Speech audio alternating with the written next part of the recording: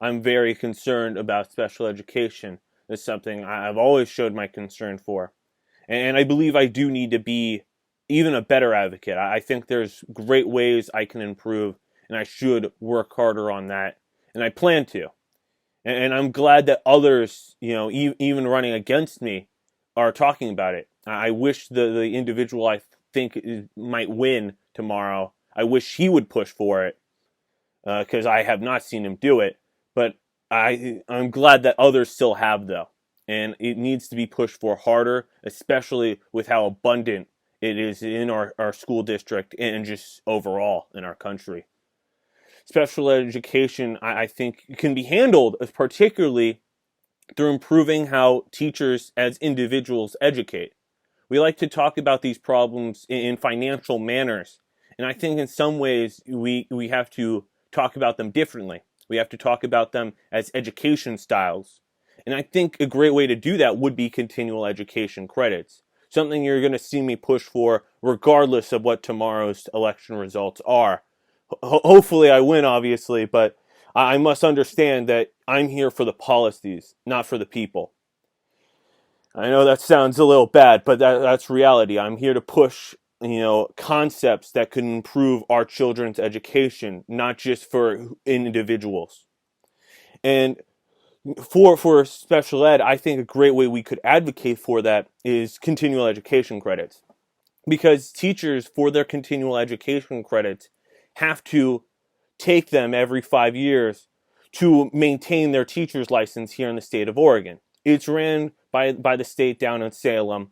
And I think we should, people, especially SPED parents, SPED students, and people who care and are involved in the special ed community, should push to make it a requirement that as a part of those continual education credits, it should be required that teachers take a class on special education or classes, and they with some customization, obviously.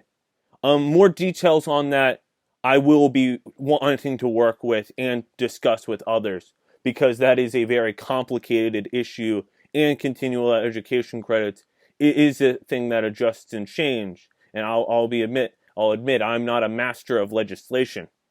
I would want more masters of legislation and more politically savvy politicians to help me there.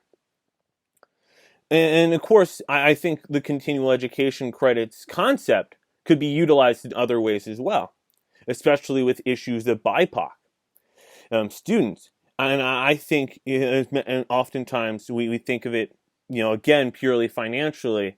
And it should be, we need to better train these teachers on how to help these students.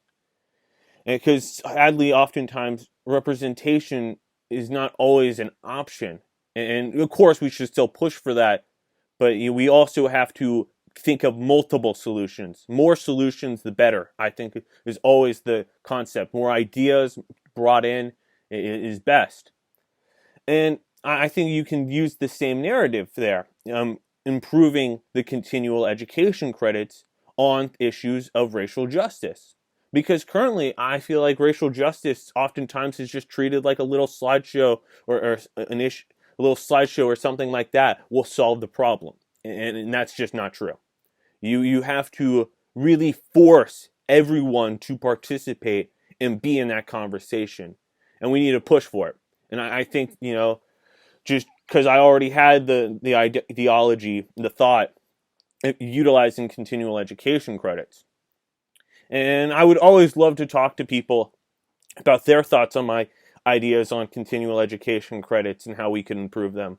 And get a better, plan and get, more well-worded ideas on how I could push for that. And I believe people like you, whoever you are watching this, could help me do that in pushing for that ideology.